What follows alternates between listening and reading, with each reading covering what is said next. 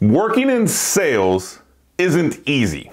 Being an entrepreneur isn't easy. If you work in sales or you're an entrepreneur or majority of your income comes from the revenue you generate, we call you a salespreneur. Chances are, if that's you, at a certain point in time, you have dealt with issues of mental health. You're not alone, and we're gonna break down 5 steps in this video how to overcome mental health obstacles as a salespreneur.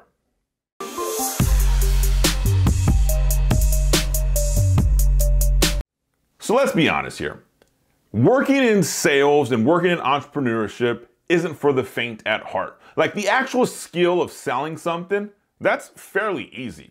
Look, I train salespeople all around the world, and I'm here to tell you that the skill of sales, the art of communication, the art of negotiation is fairly easy to learn. The mentality to deal with the ups and downs, the commission pendulum, that's difficult. As a small business owner or an entrepreneur, you deal with that on a daily basis. If your company doesn't produce revenue, you aren't making money. As a sales professional who makes the majority of their income through what they sell, you need to start treating yourself like a small business owner, because that's essentially what you are. If over 80% of your income comes from the sales you generate, meaning you work for a company that gives you a small salary, a base pay, an hourly rate, whatever the situation may be, you too are an entrepreneur. You're a salespreneur. You make majority of your income from what you sell. Now look, mental health issues happen to the best of people. It is real, it happens. I'm here to tell you it has happened to me. And when the time is right, I'll share all the details of the mental health challenges that I have had to overcome as a sales professional, as an entrepreneur, as a salespreneur. All of these challenges that took place in my life have really made me sit and look and say, okay, what are some of the things that I have to do in order to keep the mental health issues in check? And that's what I want to share with you right now. And just so you're aware, if you're watching this video right now, you're like, hey, I don't deal with mental health issues. That's good. I'm happy for you. But according to the National Alliance of Mental Illness, 1 in 5 individuals deals with a mental health issue. That number gets a little bit higher when it comes to entrepreneurship. So chances are you may not have had this happen to you, or you may have, but you know someone that has had these issues. So let's talk about it. Step 1, how to overcome these obstacles. First things first, you have to get organized. You have to have your business, personal life, family life in an organized fashion. Right now, we're just gonna talk about the business. You have to keep things in order.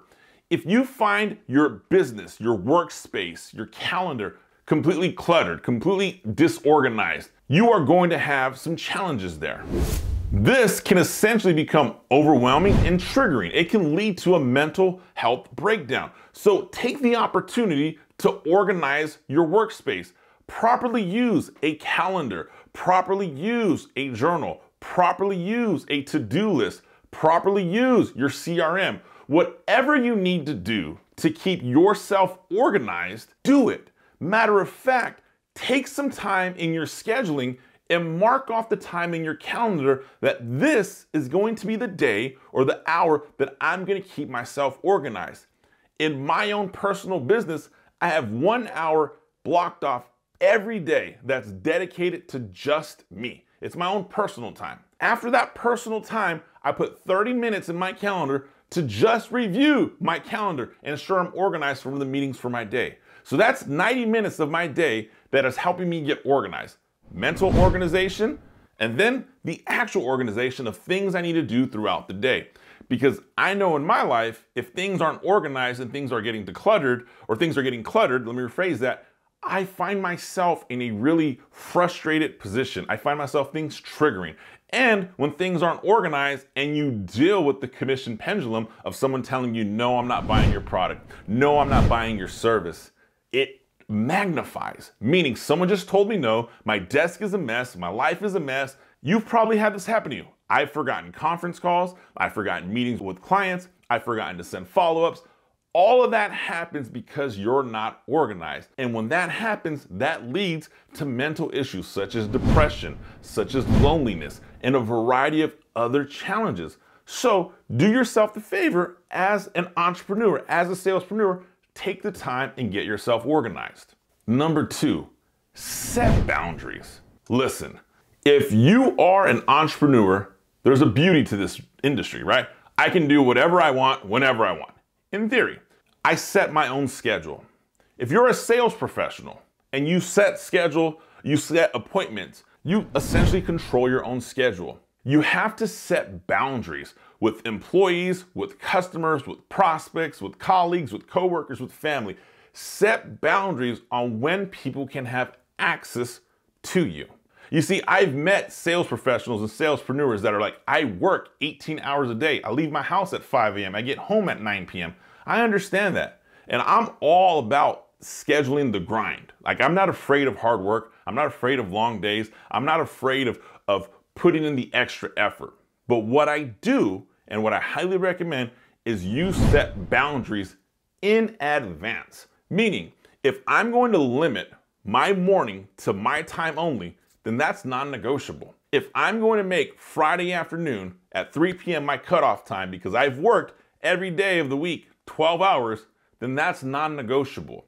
If I don't want customers or potential customers to call me after 6 p.m., that is non-negotiable. Whatever the boundaries are that you need to set your boundaries, because every time someone comes to pluck at you, to approach you, to take a little bit of your time, you're giving something that you can't get back. And if you've already put all the time and work and effort during your normal working hours, you need that time to decompress. You need that time of solitude. You need that time with family. Whatever it may be, set those boundaries. And likewise, when it comes to your family or your loved ones, set the boundaries, right? I do not speak about certain work issues with my spouse on the weekend. It's not important, it's not relevant, because right now our time is spent with each other. So set those boundaries in your life, and that'll help keep you in control of some of the mental health issues that entrepreneurs suffer from. Number 3, take care of your physical health. Here's the deal. If you're a high-performing entrepreneur or a high-performing sales professional, I'm going to go out on a limb and say you work a lot of hours. You work really hard. Listen, there's nothing wrong with that, but you have to make it a priority to take care of your physical health. There is tons and tons of data out there that supports if I feel better physically, if I take care of my physical health, it will naturally increase my mental health. Fun fact, I spent a lot of years in corporate America, and as I started climbing the ranks, I ignored my physical health. I made more money, I got busier, I got status, I got clout, but I ignored my physical health for so long that it took its toll on me. It took its toll on my body, it took its toll on my mental health, it took its toll on my family. And when I finally made that transition to say, I'm gonna run my own business and Catapulting Commission is gonna be my full-time venture, and I made a commitment to get back into a physical health program, life has changed. As a matter of fact, my day has to have a physical health program tied into it. Now, we can talk all about the scheduling. I work out typically earlier than most people because I know that's my me time, and I like to have my own personal mental me time. So long before my first customers ever awake, I have already worked out. I've already had mental clarity time, my own individual devotions, and I've also had my scheduling time where I review my calendar we just talked about. All of that takes place before most people are awake. So you have to make that a priority. Now, you don't have to do it in the same fashion I do, but whatever it is you do, you have to set some time to increase your physical health. Just move. If you want to hear more about it, I recently had Jennifer Wright. She is the founder of Immersion CrossFit in Bakersfield, California. The video link is right here. Go click that episode. It's on the podcast, and you'll hear her break down. It's one of my favorite episodes. Fun fact, it's a little bit of a longer episode, but she breaks down how mental health and physical fitness are directly tied together, and what she does and how she trains her athletes to just be a little bit better. And that's really what we want to do. So when it comes to mental health, acknowledge you need to do something of physical nature. Walk, run, bike, lift weights, whatever it is, just make it a habit, put it in your planner, and don't make it negotiable. Do not negotiate with things that are important for your mental health. And being physically active is one of those things. Number 4, seek professional help. Listen, Social media has made you believe that entrepreneurship and salespeople and every one of us makes $1 million every day. That's bullshit. That's a lie. The truth is, majority of the people you see on social media are struggling. Some people you see are very rich in followers and very poor in the bank. It happens. Some people you see are very rich in the bank. You would never know because they don't advertise it on social media. The problem with social media here is it gives us this impression that everyone is doing great. Everyone is successful. Everyone is winning. Everyone's buying watches. Everyone's on vacation. And that's a lie. So here's why you need to seek professional help.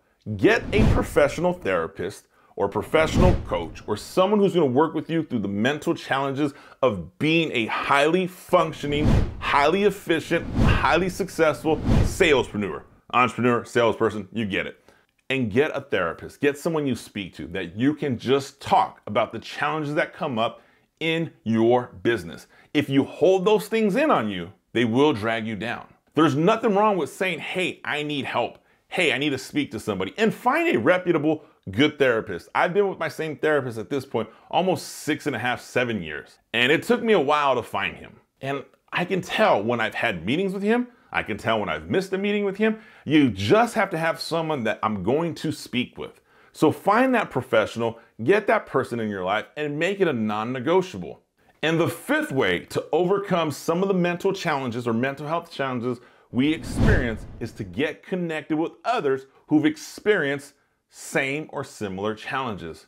Look, there's no shame in admitting, hey, I need some help. There's no shame in getting connected with people who have the same issues. Listen, there are salespeople and entrepreneurs out there right now that if you came to them and said, hey, I'm struggling with mental health, they may not receive it warmly. They may acknowledge, hey, it doesn't exist. Those aren't the people you want to get connected with. You want to get connected with people who allow you to be vulnerable. You want to get connected with people who are open. You want to get connected with people who won't judge you for what you're dealing with. There are professional groups out there that you can find, entrepreneur groups, sales groups, networking groups of people who deal with mental health issues who are there to be a resource for one another. Get connected within the community. If you make majority of your income through sales, chances are you probably work a lot alone, meaning you're isolated. You're always trying to sell something, right? So you have interactions with customers, but it's not the same thing as having a colleague right by your side. I get that. I love the water cooler talk I would have when I would work in a corporate office. When you get out into the field and you're an outside sales professional or you're an entrepreneur, hey man, it's a lonely world at times. So take advantage of the opportunities to get connected with other high-performing people and find a group that's okay with discussing mental health issues. Listen, if you're experiencing mental health issues right now, I promise you, you're not alone. We just laid out 5 ways that can help you overcome some of those challenges. I'm here to tell you right now, you will get through whatever mental health issues you're experiencing. As a sales professional, as an entrepreneur, there's a lot of peaks and valleys. Don't allow a small valley to change the rest of your life. Everything you're experiencing is temporary. Peaks and valleys are both temporary. Just know there's always a greater day, and if you're doing well and you're on a peak, there's always another peak to get to. So understand what we're doing is just temporary. Nothing is permanent in the world of business, in the world of sales. You can overcome adversity. You can be on top and be on the bottom. A lot of things will happen, but your mental health is a priority that you should never allow to sacrifice, or should never sacrifice the health of your mental well-being over revenue, over commission, over a company. And that's what I got for you today. So what do you guys think? Is mental health an issue in highly performing people? Is mental health an issue in sales professionals? Is mental health an issue in entrepreneurs? Do me a favor, drop your thoughts below in the comments. I'd love to hear some of your feedback. And if you found any value in today's video, do me a favor, man, smash that like button. Let me know your thoughts. And if you want to learn to work more with the Catapulting Commissions team or myself in particular, we have some links down below where you can get some great resources. I'm Anthony Garcia. This is Catapulting Commission Sales Talk. I'll see you next week. I saw something on my screen that didn't exist. Or does it exist? Oh, I didn't realize this box was in here this whole time. No.